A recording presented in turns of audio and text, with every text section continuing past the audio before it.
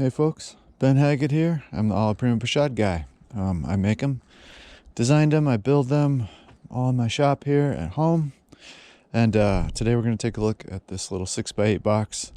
I call it the Belly River, which is a beautiful little place in Glacier National Park that I've spent a lot of good time at. This Belly River box, I'm going to show you it as it's set up, as you get it. Pretty much empty. A couple of things in there, and then I'll set it up with some paint and brushes and stuff like that. And we'll just take a look at a sample of how you might set it up. And then we'll just run through a breakdown on it. And yeah, just out here on the deck today. Can be a little breeze perhaps, but we'll take a look at this box. It's, as I said, a 6x8 box. There's room for 4 panels in the lid, 6x8 panels.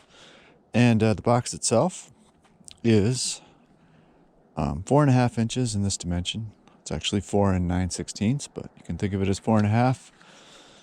This way is 7, and it's 8 5/8 inches this way. So you can see by my hand here, it's quite portable. It's empty. It's 2.5 pounds. We're looking at the box as I've set it up on the tripod. You can see a piggyback down there. We'll take a look at that later or separately. And I'm hanging my backpack from the tripod as per usual. Just adds a lot of stability to counterweight your tripod like that. First thing you're going to want to do after you set the box up is open it. There's a little D-ring here in the front. Pull that open, and that's it. Box is open. Go around the back. These are position control hinges, friction hinges, and they hold the lid relative to the box bottom at any angle between 0 here and 180. So I'm going to grab the box over here on the side, steady it with my other hand, keep from pushing everything all around, and just open it up. There you go. You want to put it flat, you can do that.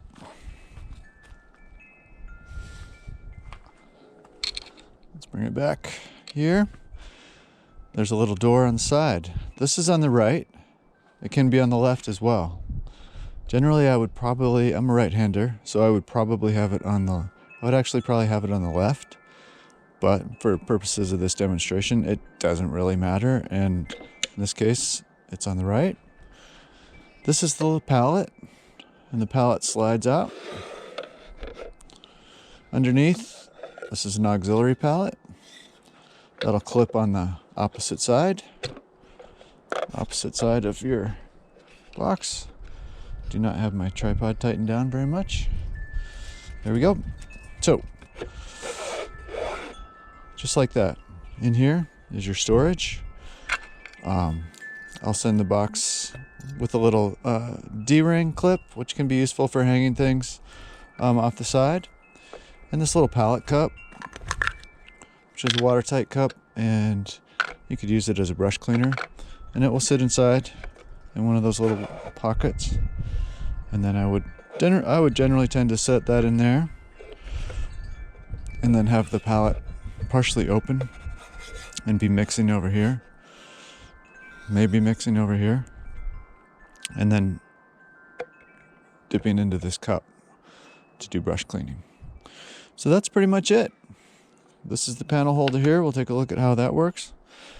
But I just wanted to show you the basic configuration of the box and how it looks when it's opened up, and just go over those dimensions for you. So I will go ahead and load it up with some paint, brushes and stuff. We'll see kind of what will fit in there.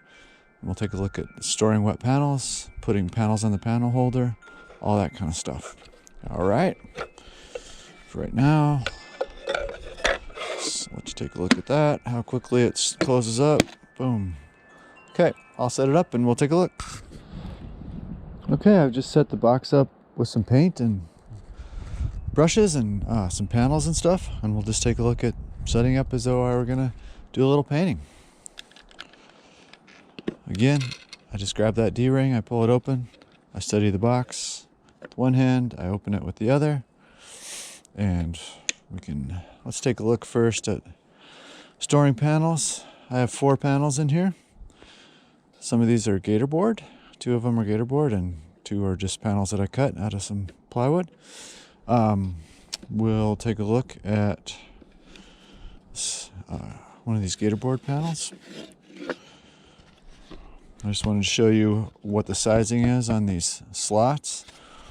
Gator board is 3/16 of an inch, and this has linen canvas mounted on by my friends there at Source Tech. Very nice panels. So these slots are sized for two gator board back to back. All right. Let's say I was gonna set up. Panel holder works like this. The bottom ledge is completely adjustable. All from the front. You don't need to tighten or do anything with knobs or anything. This is spring loaded, and it's going to trap the panel between the top and the bottom. These are also slanted so that they're holding the panel in. And that's about it. Once I've set it up, I can go up. There is just a bit over 10 inches of space altogether vertically between the top and the bottom when you have the bottom all the way down. So you can do an 8x10 and do it in portrait mode if you like. So right here, this is 6x8, and if I wanted to do portrait, 8x6. And that is how that works. So I pop a panel on there and we'll take a look. The thing about this box, the storage is, it's small. It's a little box, and I've tried to design it to take maximum advantage of the space available. That's why this one doesn't have drawers, where my other boxes have a drawer or drawers. This has a sliding pallet, so you can slide that over. And again, there's the auxiliary pallet. You can usually keep it in here, or you can carry it separately. It can get to be kind of a squeeze fitting it in, but you can do it like I just did. Depends on what size of paint tubes you're carrying and stuff like that. It's pretty realistic to do 6 37 mils and a larger white, a 120 or a 150. This is a 200. It's just partially squeezed out. There's that little palette cup, and I have some brushes running diagonally in there, brushes that I've cut down, and a little palette knife. But this is the kind of basic setup you can use, and sort of a basic idea of what you can carry in there. Okay, so I just pulled the paint out, and just to show you, the little piggyback is kind of convenient sometimes, just to throw things in while you're setting up. Usually there's some magnets around. Most palette knives will stick to those pretty well. Here's some brushes. These have been cut down, and I'm storing them in there diagonally to get the maximum sort of length. It's very easy to cut brushes down.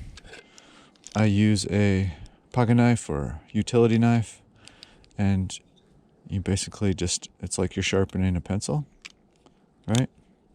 You make some little cuts in the end at the place where you want to shorten it to, and just snap it off. And then you can round that over and soften it up with a bit of sandpaper if you like. This auxiliary palette has some brush holes, so you can stick some brushes in there if you like.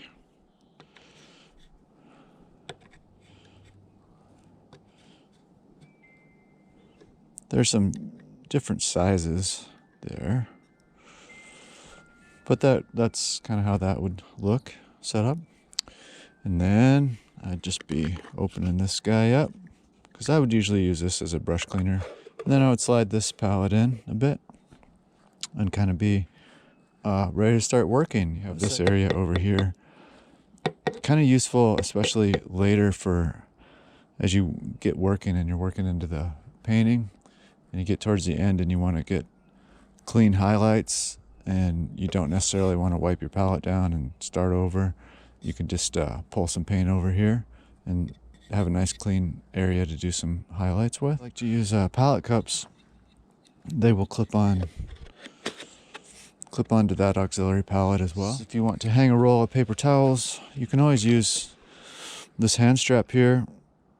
Is mounted to some D-rings, and there's room if you squeeze in there, you could, for example, put a shoulder strap on there. Just share those D-rings.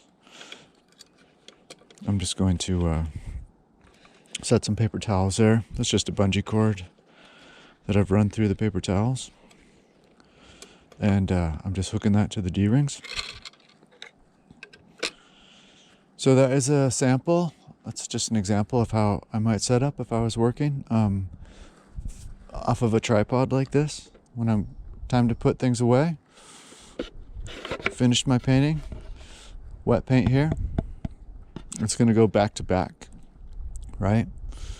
So we'll just go back into that slot, and you can see everything is separated from each other. So you can have wet paint here, wet paint here, wet paint here, wet paint there. And it's all separated. It's not going to touch anything. This one, you got to remember that the palette, is going to slide back and forth. So you got to make sure that the edges aren't getting all gunked up. So you might pull it. You could leave your longer ribbons of intact paint that you've been pulling out of. Just wipe off the mixing area, wipe it down with your last paper towel, right? And make sure that the edges, you just wipe the edges as well, all right? And then that will slide back in there. Just check that that's not getting gunked up with a lot of stuff. In this case, I had the box set up in a very horizontally flat kind of orientation. That's usually how I like to work. But if you like to bring the box up higher, you can do that as well. If you bring the box and then make it tip towards you more, that's also a possibility. So I'll set it up that way too, and we'll take a look at that. If you have this set up like if I were painting pretty low and looking over the top of the box at the subject, but if you prefer to paint with the box higher up, you can also, you can do a lot with this lid and this bottom as far as angling to get the kind of position you want. So let me just see if I can move this up. All right, so now we're in a much higher position, which is going to that might make painting here a little more awkward. So let's do this. There we go. All right. So yeah, if you want to paint with the box a lot more tipped, you can totally do that, because the infinitely adjustable lid will allow you to do that. So yeah, you can set up and be painting with the box much more angled, all the way, like I said, to completely flat if you wanted to. Hey, we'll just pop over to the table here and set up as if I were just working on a kitchen table, doing a still life, or working at a cafe or something, and we'll take a look at that. So yeah, I was just set up using the tripod, and that is very convenient to do sometimes. It's nice to stand and paint, but sometimes you want a little lower key approach, and I don't always like carrying a tripod, so I've also, a box like this works just great on a little table. And like I said, you could be maybe having a little beer and set up so that you're just working here. In this case, I still have the plate, the quick release plate that comes with that tripod. It's an Arca compatible one. So I've sized these little rubber feet so that they'll clear, so you can just leave that on, and the box will still sit on the feet. This table's not particularly level or anything, but sometimes they aren't. But yeah, so yeah, it's just sitting here, and you can still do your thing.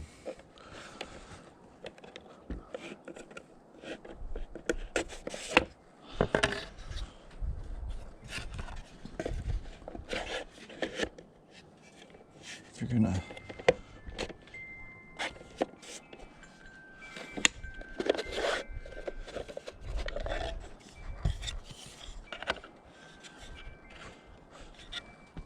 there's your stuff. And yeah, you can just sit here and work. Okay, so that is the that's the Belly River box. Again, it's 4.5 tall, 7 deep, 8 5/8 here. It's very easy to manage, hold, pick up, carry. That's it for me.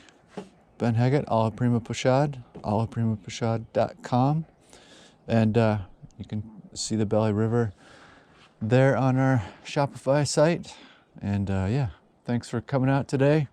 Take care, everybody.